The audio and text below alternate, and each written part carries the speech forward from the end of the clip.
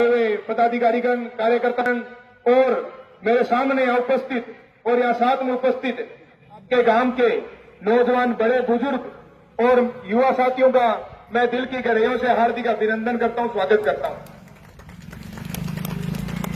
देखिए बड़े बुजुर्गों, सबसे पहले तो मैं आपके जो पूरे विधायक थे उनको नम आंखों से श्रद्धांजलि अर्पित करता हूं और भगवान से दुआ करता हूं कि उनके परिवार को ये दुख आघात सहन करने की क्षमता दे। देखिए प्रकृति का नियम है हमेशा कि वो हमें किसी न किसी मकसद से इस भगवान हमें इस धरती पर भेजते हैं और जब वो हमारा मकसद पूर्ण हो जाता है तो हमारी जब जिम्मेदारियां पूर्ण हो जाती है तो जिस जगह से हम आते हैं वहीं वापिस चले जाते हैं। तो वो दायित्व निभाने के लिए किसी न किसी दूसरे कंधों को वो भार झेलना पड़ता है और उस भार का नाम, वो दायित्व निभाने के लिए जो चीज का नाम है उसका नाम है उपचुनाव, जो कि आगामी 5 तारीख को यह चुनावी प्रक्रिया संपन्न होगी। चुनाव निर्वाचन आयोग ने जो चुनाव निर्धारित किया, डेट निर्धारित की है, वो आगामी 5 तारीख। ये कोई काम आप लोगों के लिए नया नहीं है। आप लोगों ने आज से पूर्व किसी को, कोई 20 साल का है, कोई 30 साल का है, कोई बुजुर्ग 50-60 साल के हैं, पिछले 60-70 सालों में आपने न जाने यहां से कितने विधायक, जिला परिषद सदस्य है, पंचायत समिति सदस्य है, बहुत से सरपंच, प्रधान, उप प्रधान चुन कर भेजे हैं। तो आप लोगों ने वोट बहुत दिए पहले बार भी, बहुत सी पार्टियों को चुनाव किए। कभी आप लोगों ने कांग्रेस को जिताया, कभी बीजेपी को जिताया, किसी कोई आज से 40-50 साल पहले किसी और दल को जिताया। पर भाइयों, आज मैं जिस पार्टी की तरफ से यहां आया हूं, सबसे पहले उनके बारे में बताना चाहता हूं कि वो पार्टी है राष्ट्रीय लोकतांत्रिक पार्टी। वो पार्टी होने से पहले वो एक उस इंसान की विचारधारा है, उस इंसान का नाम है हनुमान बेनीवाल, जो कि पिछले 25 सालों से इस प्रदेश की जनता के लिए, इस प्रदेश के नौजवानों के लिए, इस प्रदेश के युवाओं को उनका हक और अधिकार दिलाने के लिए अपने घर बार चैन सब चीज छोड़कर उनको हक और अधिकार दिलाने के लिए उनके हक की लड़ाई लड़ रहे हैं पिछले 25-30 सालों से। और उस इंसान की जो विचारधारा है, उसी विचारधारा का नाम है भाइयों राष्ट्रीय लोकतांत्रिक पार्टी। आप लोगों ने चयन किए हैं, कभी कांग्रेस के विधायक चुने, कभी बीजेपी के चुने हैं, पर मैं आप लोगों से निवेदन करता हूं कि अब की बार फिर वापस में चुनाव है। सारे नेता, बड़े बड़े नेता, कांग्रेस के हो चाहे बीजेपी के हो, चाहे वो यहां से आपके विधायक प्रत्याशी हो, चाहे वो स्टेट लीडरशिप के नेता हो, चाहे राष्ट्रीय लीडरशिप के नेता हो, ये टाइम है वो आपके गांव के बीच में आएंगे।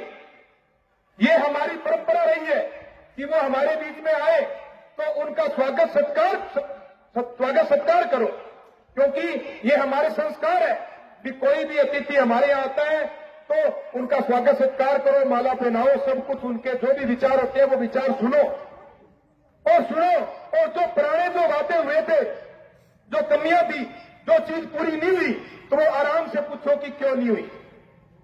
जो इस सरकारों ने घोषणाएं की थी, बड़ी बड़ी घोषणाएं की थी, चाहे वो किसानों के कर्ज माफी की बात हो, किसानों के फ्री बिजली की बात हो, चाहे वो टोल मुक्त की बात हो, चाहे वो रोजगार की बात हो, चाहे वो वृक्ष भर्ती वृक्ष पूर्ण करवाने की बात हो, हजारों बातें इस सरकार ने किए थे भाइयों। और जो पूर्ववर्ती सरकार है उसने कोई कमी नहीं छोड़ी, उन्होंने बहुत बातों की लाइन लगा दी थी। तो उनका स्वागत सत्कार करना, मान सम्मान करना, उसके बाद में प्रेम प्यार से पूछना भी आपको इतने साल हो गए, ये वादे पूर्ण क्यों नहीं हुए, क्या रीजन रह गया। और फिर खुद सोचना, इसी काम की चौपाल के अंदर बैठकर आंकलन करना कि इतना टाइम उनको दिए तो एक मौका माननीय सांसद साहब सुप्रीमो हमारे हनुमान जी बेनीवाल, उनकी पार्टी को भी देना। और फिर आगामी, अगर अभी तो आपके पास ओनली 1 साल का समय, अगर 1 साल के अंदर यहां जो भी वादे करें, आपकी जो भी समस्या है वो पूर्ण नहीं हो, तो वापिस 2023 के अंदर हमसे भी वो सवाल जवाब करना कि आप बोल के गए थे वो वादे पूर्ण क्यों नहीं हुए। अगर नहीं हुए फिर आप आंकलन करना कि राष्ट्रीय लोकतांत्रिक पार्टी भी कांग्रेस और बीजेपी जैसी पार्टी है। सोचना समझना ये आपको है, कोई बड़ा कुछ नहीं मांग रहे आपसे। ये बटन आप लोगों ने बहुत बार दबाए हैं, कहला भी चुनाव आ गयो, दाब जो कांग्रेस, दाब जो बीजेपी, और इन्हें दाब दिया, बहुत वोट दिए, जो नहीं माने तो बहुत वोट दिए थे हमेशा ही। एक बार ओनली 1 साल है, पूरा 1 साल भी कोई 3-4 महीना पहला आचार संहिता लाग जाएगी, 7-8 महीना टाइम है। थोड़ा समय बदलाव करेंगे। अगर बदलाव का भागीदारी मणोगा तो थे मेरू बहुत सीनियर हो, मैं तो थारो विनती कर सकूं कि अच्छे तरीकों सोचो समझो। आपने जो हक और अधिकार की बात करे, तारा बच्चा अगर बन कोई रोजगार दिलाने की बात करे, अपना कोई बड़ा बुजुर्ग भाई है जगह कोई बॉर्डर पर जवान बैठे है, बांगी कोई रक्षा की बात करे, बांग हित की बात करे, आपने सबको पहले अपनी सोचनी है, आपने गांव की भी अपनी हत्या की पूरी बात करे।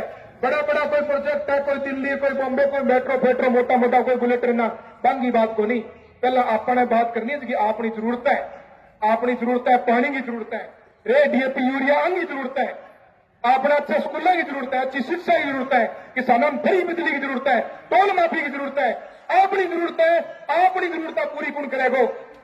जो अपनी जरूरतें पूरी करेगा हम उसका चुनाव करेंगे।